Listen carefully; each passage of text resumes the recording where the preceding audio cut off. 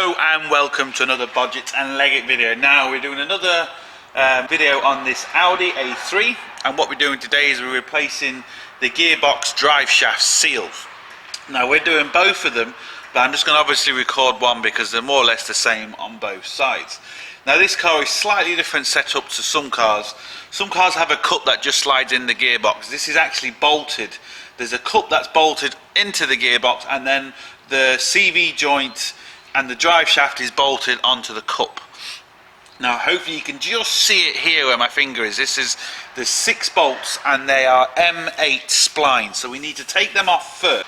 I'm just going to be using a 3/8 drive ratchet with an M8 spline on. It's a long reach one, so it's slightly longer, and the key is to get these splines in straight. If you try and go at an angle, one turn and you'll rip them all out, and then you're never going to be able to get them out. They're just a nightmare. So you have to make sure you get it square on and inside like that. I'm not going to be able to film it because I just cannot get the camera inside properly. I'm going to struggle, but hopefully we'll get the idea. So I'm going to take off these 6 bolts. As soon as I've done that, I'll turn the camera back on and we'll go from there. Right, the easiest way I found to kind of lock it, because as you're trying to loosen the bolts, it wants to turn.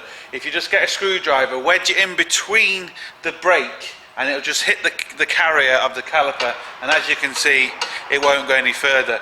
Then you take it out, line up another 2 holes, so spin it around, line up another 2 holes, put it in, because you only really undo 2 at a time, because of the angle of the way it's set.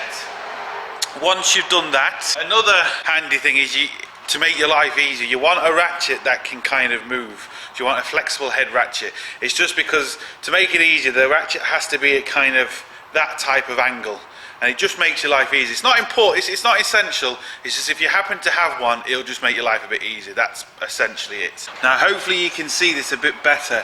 Now we might be lucky in the sense of, yeah, we are with this one. Now we just pulled this one to the side. Sometimes you might have to loosen the suspension, and sometimes you might have to loosen the ball joints, just depending. On the far side, so on this side up here, you'll definitely have to do this, but the driver's one we can get away with. Now there should be either a bolt or an Allen key inside this cup, so I need to move the actual drive shaft out of the way. I'm looking at this cup now where my fingers, hopefully you can see that. I'm trying to light it up as best I can, but I'm struggling. So I could really do with this out the way.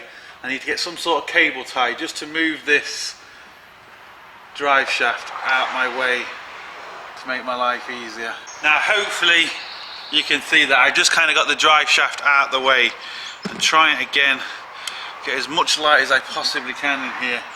Once I get the cup out, I'll show you the cup and hopefully it'll make a lot more sense. I'm just trying to get all the grease out, because inside this cup is the grease, and this can be the messy thing, so I'm going to have to get that grease out first so I know exactly what I've got in here, and then we can worry about getting it off.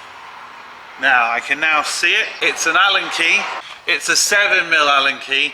And again, this is where it gets a bit tricky, because try and undo it, the whole thing wants to turn. So what you can do is we can just get a lever bar, wedge the actual cup against the gearbox, and that will allow us to take it off. So as soon as I've done that, I'm going to turn the camera back on, and hopefully you can see exactly what I mean. Now another thing we should have really done is undo the nut to drain the oil out, but I have a funny suspicion that the oil is below that level, because a lot of it seems to have leaked out. I've still got this in here, hopefully you can see this. I've loosened it, so I'm just screwing this out. This bolt's quite long, if memory serves. Now it's on like a little spring-loaded thing as well, so you'll feel it kind of push out as you're loosening the bolt. So there's the bolt. Now we need to take the cup off. Now we could still get covered in oil, so I'm going to have to be careful. I'm not going to stand underneath it, just in case. Now, that cup's come off nice and easy, as you can see.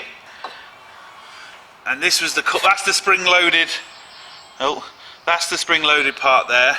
That's the bolts I was talking about, which is actually bolts the drive shaft on. And in the middle here is where that big bolt just came off.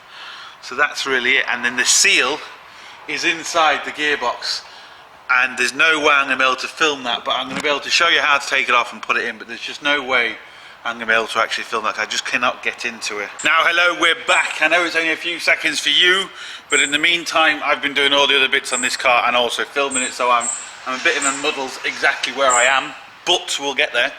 So what I'm going to do, this is the seal that's leaking now. I only replaced the seal that's leaking, but unfortunately on this car we had both seals leaking. So I'm going to do both. Well, I've already done one side. We're going to continue off with this side. And we need to get this seal out. Now, there's a couple of things you just need to know. We have a special girdle spring inside this, you just see it there, silver spring. Now that is very important that that stays there, because if that's not there, when you put the new drive shaft in, it's not going to seal, it's going to leak 10 times worse than it ever did. So be aware of that. But to get the old one off, it can be really easy or it can be a bit of a nightmare. I've just got a big lever bar, simple as that. Now you need to make sure you're not going to do any damage to the surround there. Obviously it doesn't matter as regards the old seal. Now if I can just get this spring out, I can show you how I'll get it out once we get it out. And then all I'm going to do is just literally push it hard, and as you can see, that's out. That's the easy bit. Now you damage it taking it out, but that's not a problem replacing it, and you can see the damage I've actually done. I've actually damaged the spring. Now that's the little girl spring. As you can see, I've put that damage into it. Now again, we're changing it, it's not a big deal, but that spring has to be there. It's very, very important. And there's obviously a problem somewhere with this seal, because this was the fella that was leaking. Now we need to get the new seal in. Before we do that, we need to wipe this area just to make sure we've got no damage actually on the gearbox, because it might not be the seal that's gone, it could have been a big slit or damage in the gearbox somehow. So we need to make sure that that's not the case. And to be fair, you put your finger around, make sure you can't feel any big grooves or anything like that. And to be fair, there's nothing there. Now, there's a few ways of putting this back in. You can get like a rubber mallet or a plastic hammer, something kind of along them lines. What I'm going to do is just get that lined up, and it's important you get it lined up as best you can, so it's not going in at an angle. Now it's got a little hammer, and I'm just going to very, very gently get this started. Just get it in a bit of the way. It's tricky to get it started, but once it's started,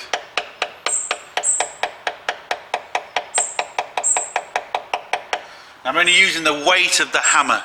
Now you can go around nice and evenly, as you can see, like that. That's now going in. I'm not doing any damage. But the other way of doing it is get something that's the same size as the seal. Now this is actually off my wheel balancer. And what you can do with that is put it over there, and again very nicely just tap it around with the hammer. And again, I'm really not tapping hard, just very, very lightly. You don't need to tap hard. Keep an eye on it, make sure it's going in, make sure it's going in level.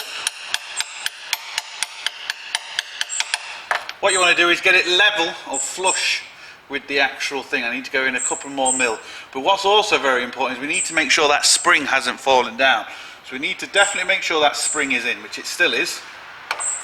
What you can find out sometimes, if you hit it too hard, even with a rubber mallet, it actually pushes the spring out. So even with a rubber mallet, it's not good to hit these hard. Just nicely. If you hit them nice and softly, a metal hammer really isn't going to be a problem.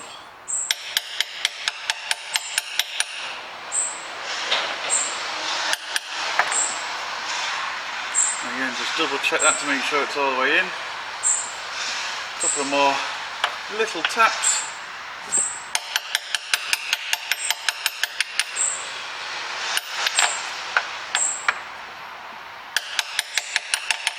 Sorted. Now, we're in, done no damage, the spring is still there, sorted. Should be a good fix. Right, so this is the cup we need to put in place, and I've cleaned it just with some brake cleaner, just so I know we've got all the old oil off, and if there's new oil on this, we know we've got a problem somewhere. It is kind of spring loaded, so these can be a bit tricky to get on because you need to push the cup in before the actual bolt fits on. But what we need to do is, carefully, is get this in again without damaging the new seal. Now, that is now in, but we're about half an inch away of actually getting this bolt started. So what I like to do is just put the bolt in, get my Allen key ready, and try and find some way of wedging this. Now, lucky enough on this side, we can use, you can see the bar yet, we can use the wishbone. And just nice and gently, it doesn't have to be, you don't have to press really hard on it.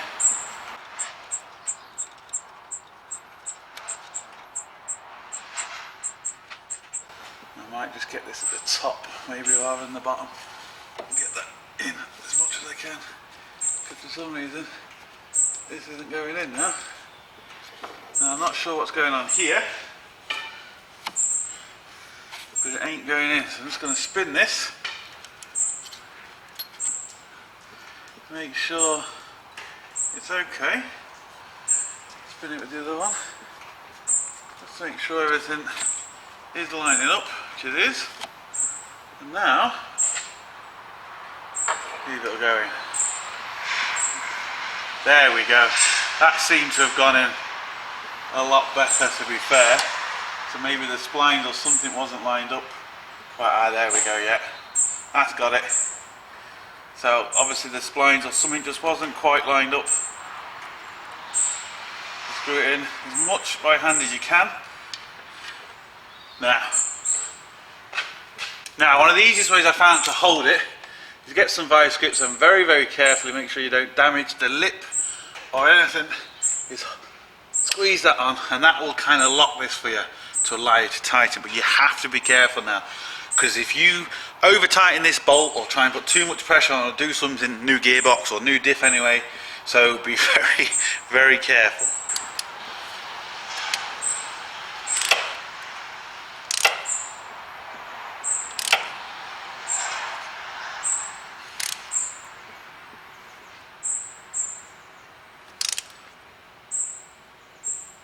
There we go.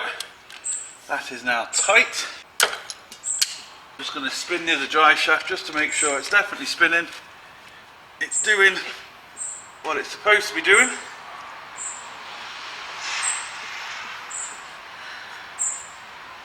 Feels good. Yep, and it's spinning. So we're good. Now what I need to do is just fill the rest of it with grease. I've already put some grease into it, but I just need to completely fill it, because we had to take all the grease out, get that bolt off. So I just want to replace the grease now. This is CV joint grease. Give it all in the middle there. Fill the middle up with grease.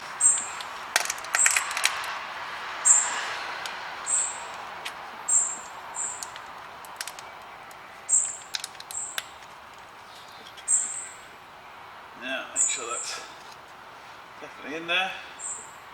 It is. Now, just cut these cable ties off that we put on to hold the drive shaft.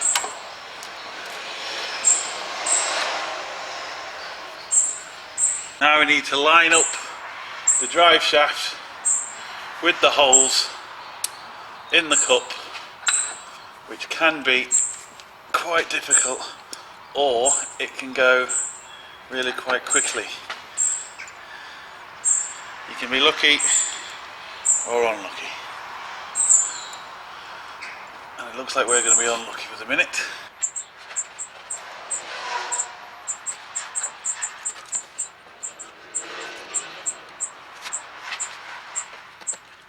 Now I've got one, which is good, I think. Yep, we've got one. Now I'm going to go to the opposite side, and that will straighten it up and make it easy to get the others in. So I'm going to turn it with the disc, come to about there, and now once I've got two in, the thing is straight and it's going to be so much easier. I'm going to turn it again, let's do the opposite one. Just going to do that, tighten them all. Once I've tightened it, I'll turn the camera back on, and to tighten these fully, I'm going to do the same thing again, wedge a screwdriver in the disc to block the disc, and then just tighten one at a time until I've tightened them all. Once I've done that, we'll turn the camera back on and we'll continue. Right, once you've done that, and I'll just show you, that's how I wedged the disc. So I pulled the screwdriver out, turned the disc, put it back in, and that's how I tightened the bolts. So once you've done that, what we need to do is spin the disc again, get all the grease that's spilt out, clean it as best we can, so we know if anything comes out, we've got a problem. We're not guessing to say, was that already there or what? So once you've done that, same thing again, brake cleaner, give this a really good clean.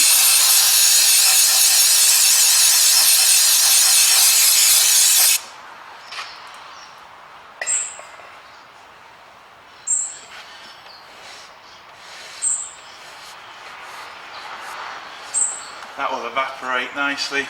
It's just so we know, as you can see, that is now clean. So we've got anything coming out, we know we've got a problem. We're not guessing, thinking, oh well, was it or isn't it, or anything like that. So what I'm going to do now, the filler is on the far side.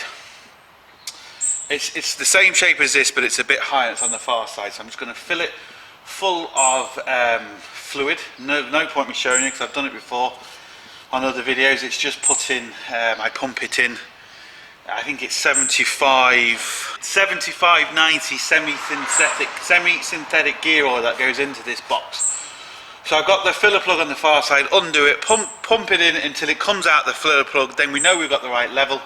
Then what you have to do, the only really way to test it, is kind of take it for a drive, as long as drive as you can, get the wheels spinning to see. What I'm going to do is, just to make my life easier, is I'm going to put the wheels off the floor, put it into, say, second or third gear, turn the car on and let the wheels just spin on the lift, and then we're going to see if we've got any fluid coming out there. I wouldn't advise you doing that on axle stands, because if it falls off, it's going to, if you're pointing towards your house, the car's going to go straight towards your house. So I wouldn't advise it to do unless you've got a lift. Unfortunately, the best thing to do is just drive up and down the road for as long as you can, then maybe check it in a couple of days to see if it's leaking. I don't have that, I can't really wait that long because the customer needs the car back, so I need to do it as quick and as best I can, and it's on the lift, so that's the way I'm going to do it. And that really is essentially it. We've had to replace both of these, but like I said, only replace the one that is leaking, and that's how you replace a seal on one of these Audi A3s. So yeah, look, hope it helps. Don't forget, check out our forum, check out our website, sign up to the forum if you haven't already, and get your hands dirty, subscribe and share, and don't forget, see you for the next one.